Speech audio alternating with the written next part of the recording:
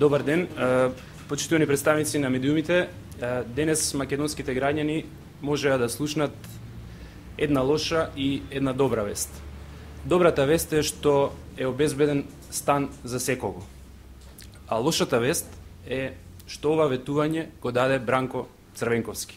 И уште полошо е што ветувањето го даде на 15 септември, денот на големите и лажни ветувања на Бранко Црвенковски.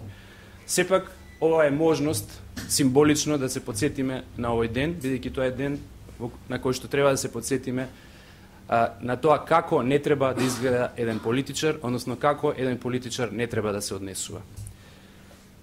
Тоа е ден за подсетување за политичката неодговорност, ден за подсетување за лесни и неисполнети ветувања, ден за олицетворување на профилот на еден класичен транзицијски политичар кој што не чувствува одговорност кон граѓаните.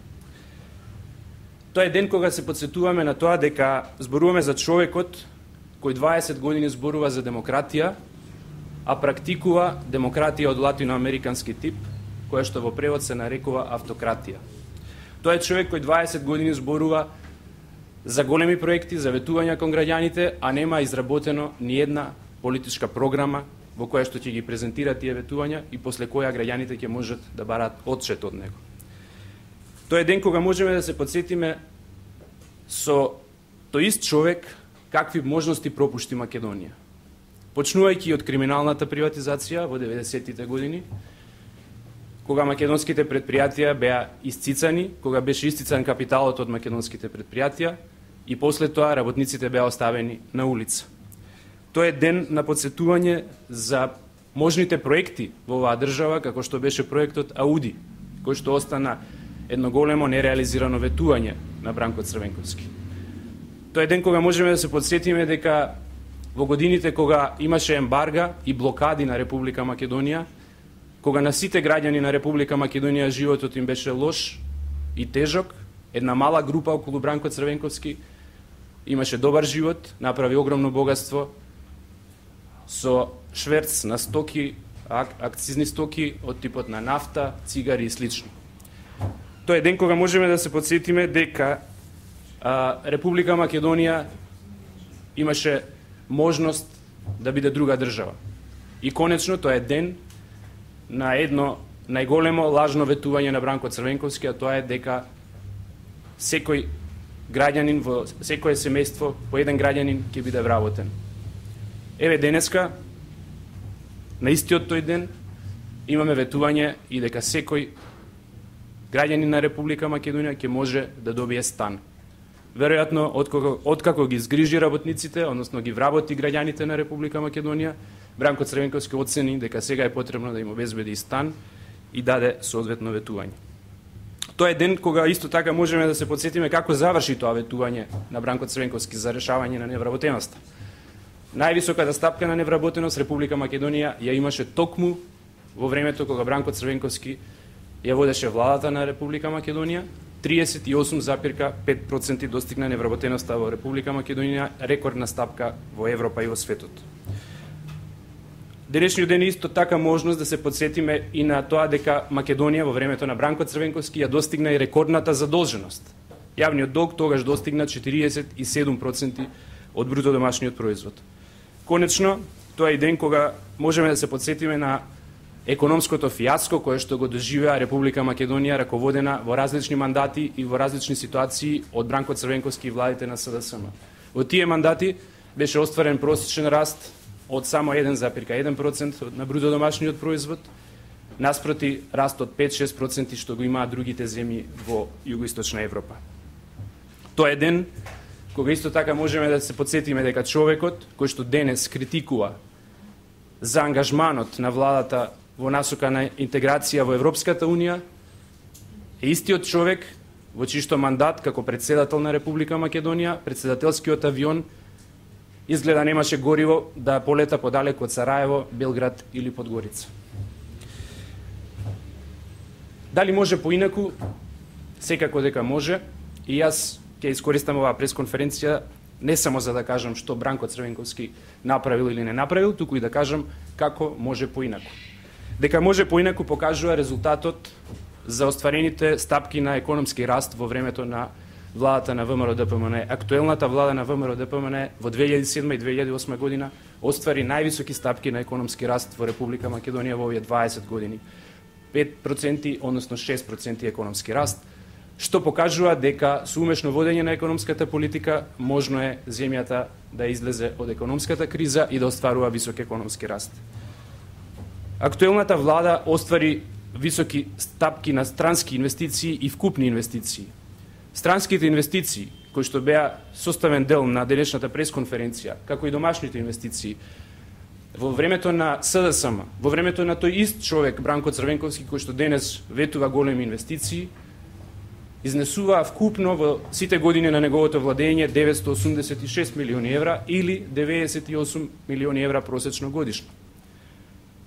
Во периодот на владење на ВМРО ДПМН, посебно во последниве години, еве да издвојам, странските директни инвестиции се милиарда и 100 милиони евра. Значи, само за 3 години, во последниве 3 години, оваа влада направи 200 милиони евра повеќе странски инвестиции влегоа во Македонија, отколку во 10 години владење на Бранко Црвенковски со владите на Република Македонија. Јавниот долг, кој што Бранко Црвенковски во негово време го зголеми на 47% од бруто домашниот производ, денес е 33%, наспроти тоа што сме во светска економска криза. Невработеноста, која што Бранко Црвенковски ја решаваше со лажното ветување дадено на овој ист ден пред 8 години, во негово време достигна рекордни 38,5%, денеска е намалена на 33%, наспроти тоа што се наоѓаме во најголемата светска економска криза. Пред само година дена, кога почнуваше кризата, невработеноста беше и под 32%. Сето тоа покажува дека со работа, со одговорност, со сериозна програма, со реализација на бројни проекти, навистина може да се остварат резултати. Такви резултати се потребни и понатаму со цел да се решаваат економските проблеми. И во тој дел, она што можам да го кажам во однос на предлогот што денеска беше изнесен од Црвенковски или уште едно ветување во делот на инвестициите, освен она ветување за стан за секого, е предлог кој што само покажува како се однесува една политичка партија и еден политичар кој што не чувствува одговорност кон народот. Ветува, а нема политичка програма и не го исполнува тоа. Наспроти тоа, еве како изгледа работењето на сериозна и одговорна влада.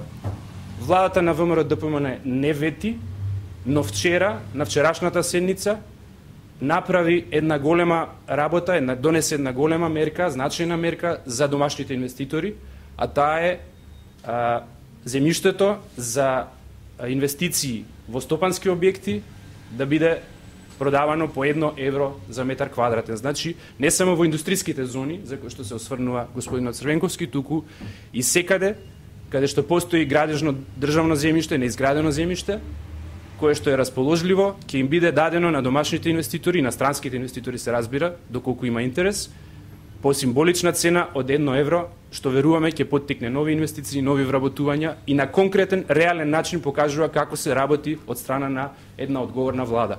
Не да се даваат лажни ветувања, не да се ветуваат големи проекти, туку да се реализира нешто што е за доброто на граѓаните. Сега дали Бранко Црвенковски има информација од вчерашната седница на влада, која што заврши некаде после полноќ, па затоа денеска побрза со полуподготвен проект да излезе пред јавноста, или тоа го направи од други причини, вие сами оценете, добро е познат профилот на политичар Бранко Црвенковски и како тој умее со ситни мангуплаци да се справува со одредени прашања и предизвици во политичката сфера. Конечно да привршам, 15 септември е секако ден кој не треба да се заборави. Сите сегашни, но уште позначено сите идни политичари, треба многу внимателно да го запамтат овој ден, да ги проучат сите работи што се случувале на овој ден, сите ветувања што се давале на овој ден, начинот на кој што пристапил политичарот Бранко Црвенковски кон политиката, кон граѓаните, неговиот однос и конечно да не го направат никогаш тоа што тој го прави. Да учат на грешките, на начинот на кој што тој ја практицира политиката, е начин кој што токму покажува како не треба политичарот да се однесува кон сопствената земја. На крајот секако останува отворено само уште едно прашање, што е следно, односно што ќе биде следниот 15 септември новото ветување на Бранко Црвенковски. Дали после вработувањето на граѓаните и купувањето на стан за секого, ќе купи и кола за секого, или можеби нешто ќе изгради некој мост таму кај што нема река, или нешто трето. Бранко Црвенковски покажа дека е способен да вети се и се што и да не исполни ништо. Благодарам. Ако имате прашање, повелете. Во контекст на мерка што донесена влада, ме интересира дали владата ќе дозволи фирмите да го купуваат земјиштето из објектите на кои што веќе им се изградени, значи не за неизграденото земјиште, бидејќи пак во барање се имаат мерката што ја донесе владата се однесува на градежно неизградено земјиште, значи се однесува на слободното градежно земјиште. Ние прво ќе ги испитаме искуствата од таа мерка, ќе видиме каков е интересот, веруваме дека ќе биде голем, бидејќи мерката ја донесовме токму на барање и низ разговор со стопанствениците, посебно домашните стопанственици и коморите, и веруваме дека таа ќе резултира во отварање на голем број на фабрики и работни места. Се разбира, ние остануваме отворени за сите други прашања и предлози што доаѓаат од стопанските комори. Да, ќе го разгледаме. Сега во оваа фаза само кажав дека се однесува мерката на сето градежно неизградено земјиште, односно таму каде што било да е индустријска зона, било да е надвор од зоната каде што не е изградено се уште земјиштето. Дека Црвенковски понудил полуподготвен проект, нешто полуподготвен, и дали во владата воопшто било разгледувано такво интервенција на државата да ги финансира каматите? Мислам, не така беше предлога, веројатно ќе да... Државата веќе ги финансира каматите, значи вие веројатно сте информирани дека постои кредитна линија од Европската инвестициска банка каде што државата ги субвенционира каматите за малите и средни предпријатија.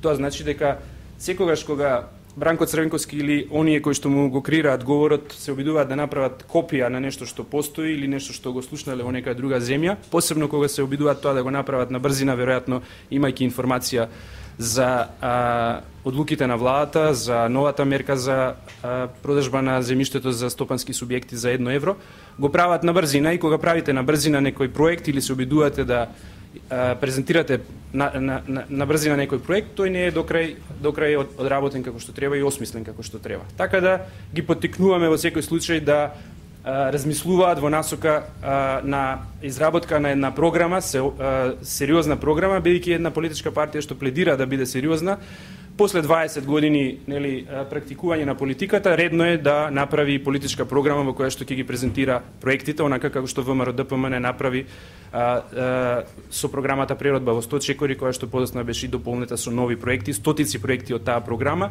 кои што денес исто така на еден транспарентен и одговорен начин излеговме пред јавноста, не само денес, мислам буквално денес, туку и во изминатиот период, со отчет што сме направиле во однос на тие проекти, и ние сметаме дека тоа е различен начин на практикување на политиката и однос кон граѓаните. И така ќе продолжиме во иднина.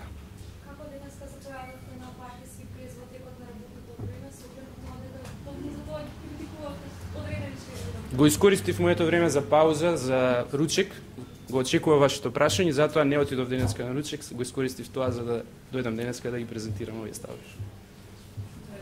Благодарам.